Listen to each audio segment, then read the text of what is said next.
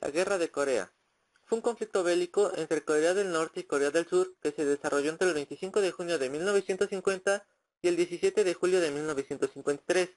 Ambos beligerantes fueron apoyados por potencias extranjeras afines a su ideología. Los acuerdos de Potsdam entre Corea y la URSS se cumplieron de manera provisional. La península de Corea fue dividida en dos zonas en el paralelo 38. El norte fue ocupado por el Ejército Rojo y el sur por el de Estados Unidos. En el norte se consolidó un régimen comunista bajo la influencia de Moscú y en el sur uno conservador, dictatorial, anticomunista y estadounidense. Así, el 25 de junio de 1950, las tropas de Kim II-sung atravesaron el paralelo 38 y avanzaron triunfalmente hacia el sur. El régimen surcoreano apenas pudo mantener un pequeño territorio en torno a Pusan. La reacción norteamericana fue la sorpresa de Stanley, pues inmediatamente Washington pidió la convocatoria del Consejo de Seguridad de la ONU y consiguió un mandato para ponerse al frente de un ejército que hiciera frente a la agresión norcoreana. Como reacción a este movimiento, por invitación de la ONU, Estados Unidos de América y 15 naciones más enviaron tropas al mando del general Douglas MacArthur, el mismo general encargado de expulsar el militarismo en Japón, y expulsaron a los comunistas. Enseguida, con el objetivo de unificar el país y celebrar elecciones libres, los estadounidenses ocuparon el norte de Corea.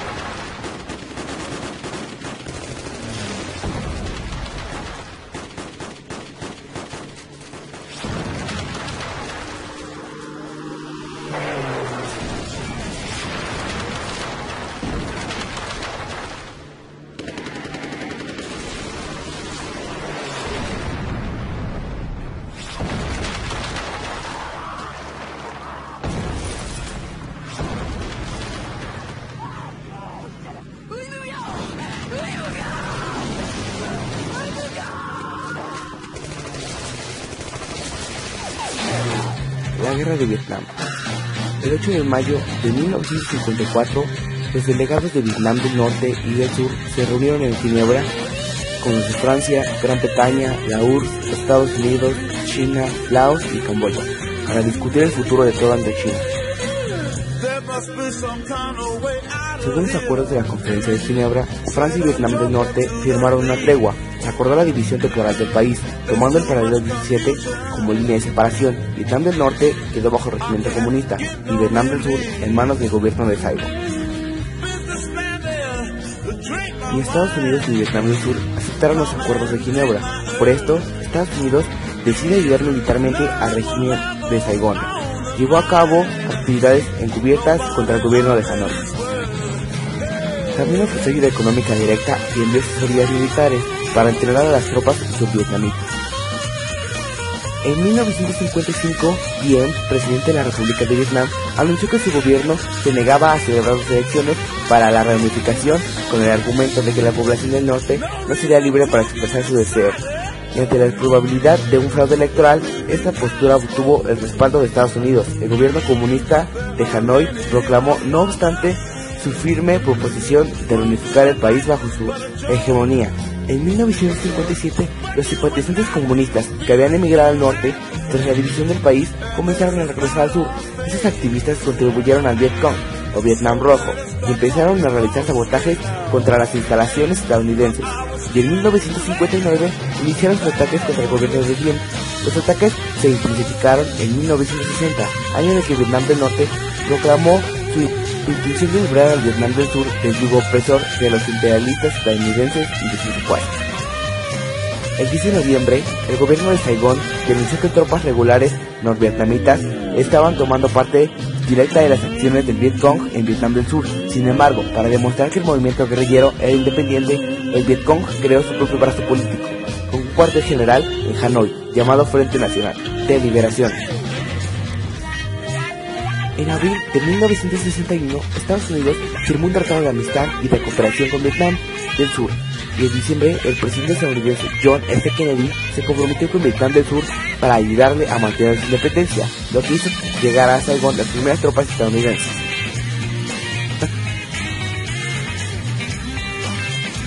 El 1 de noviembre de 1963, un golpe de estado militar puso fin al régimen de Diem, quien en compañía de su hermano y asesor político Dong Minh Nhu fueron ejecutados.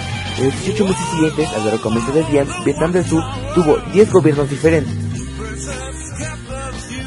2 años más tarde, en 1967, se celebraron elecciones y Thieu resultó elegido presidente de la República de Vietnam del Sur. A principios de la década de 1960 comenzaron a quitarse tropas norvietnamitas en Vietnam del Sur para apoyar al Vietcong.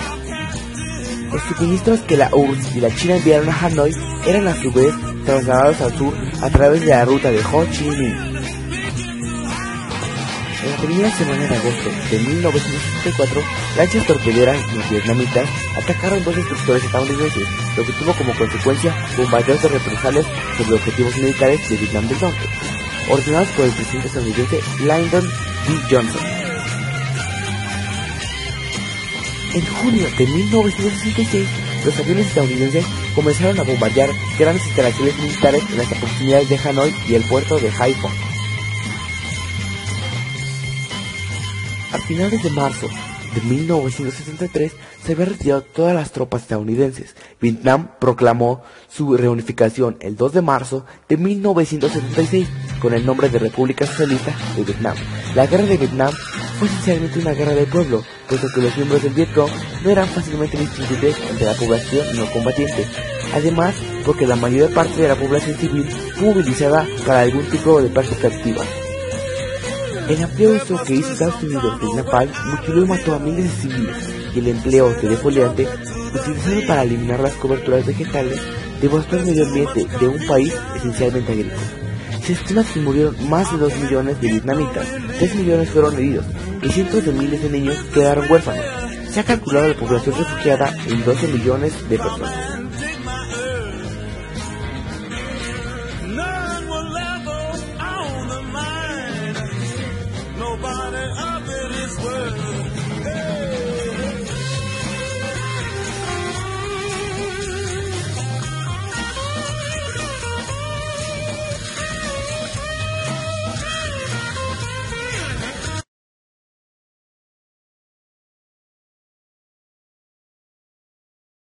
Desde que Cuba se independizara de España, la vida política de Cuba había estado condicionada por la relación que mantenía con Estados Unidos. Hasta 1933, en la Constitución cubana existía una cláusula conocida como la Enmienda Platt, que permitía la intervención norteamericana en la isla para proteger la vida, la libertad y los bienes de los ciudadanos de ese país residentes en Cuba. La economía cubana dependía de las exportaciones de azúcar, cuya producción y comercialización estaba controlada por compañías extranjeras. 11 empresas estadounidenses controlaban casi todas las tierras dedicadas al cultivo de azúcar. Como en otros países de América Latina, existían, además, grandes latifundios. Según un censo de 1945, 4.000 personas eran dueñas de más de la mitad del territorio. A partir de 1944, por primera vez, la mayoría de la población pudo participar en elecciones. Sin embargo, los gobiernos electos continuaron bajo la influencia de Estados Unidos. En los primeros años de la década de 1950 se incrementaron las acusaciones de corrupción y ante las movilizaciones de protesta, un sector del ejército, apoyado por compañías norteamericanas y empresarios cubanos, dio un golpe de estado. El nuevo dictador fue Fulgencio Batista. La dictadura solo se sostuvo mediante la violenta represión. En poco tiempo comenzó la resistencia, que unía en sus reclamos la lucha contra las injusticias y desigualdades del orden social, por los planteos de independencia económica y autonomía, por lo tanto, contrarios a la injerencia de Estados Unidos en el país y en la región. Como parte de las acciones rebeldes, el 26 de julio de 1953, un centenar de jóvenes pertenecientes a los sectores medios y obreros, comandados por Fidel Castro, intentaron tomar el cuartel de Moncada, la segunda base militar del país. Buscaban con esta acción dar comienzo a un proceso que llevaría al derrocamiento del dictador. El asalto fracasó, pero permitió al grupo de revolucionarios hacer un llamado a la insurrección y a la unión del pueblo cubano. En 1956, los integrantes del movimiento 26 de julio, denominado así por los revolucionarios, luego del acontecimiento de Moncada, organizaron desde México una expedición para ingresar clandestinamente en Cuba a bordo de un pequeño barco de nombre Granma. Desembarcaron en las playas de Isla y se establecieron en Sierra Maestra, donde crearon un foco guerrillero. Con el tiempo, el grupo inicial terminó convirtiéndose en el ejército rebelde. El ejército rebelde comenzó así a salir de su aislamiento y a encontrar nuevas adhesiones. Se sumaron importantes contingentes de jóvenes que fueron concluidos por líderes como Camilo Cienfuegos, el argentino El Che Guevara. En pocos meses fueron conquistando todos sus objetivos y con el apoyo de amplios sectores de la población, el 1 de enero de 1959 tomaron La Habana, la capital de Cuba. La lucha antidictatorial por el retorno de las formas democráticas de gobierno pronto se transformó en una verdadera revolución social.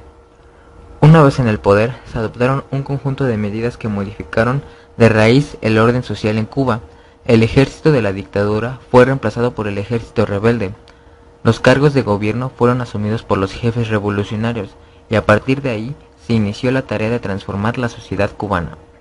Para modificar las enormes desigualdades económicas que caracterizaban a la sociedad cubana, el gobierno revolucionario comenzó a aplicar la reforma agraria.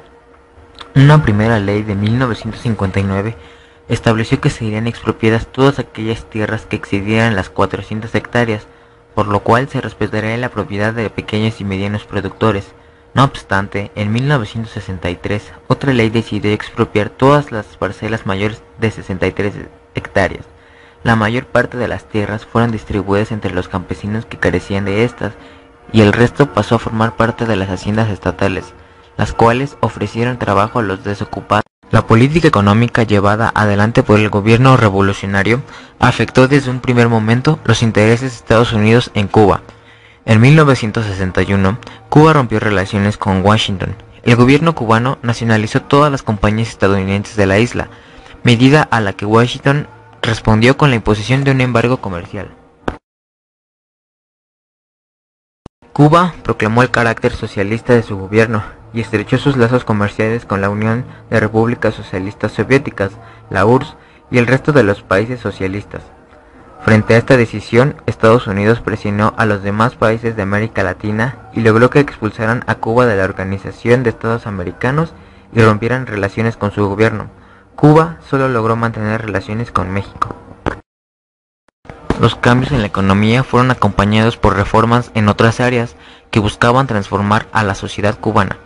En ese sentido, el gobierno estableció dos áreas de prioridad, la educación y la salud.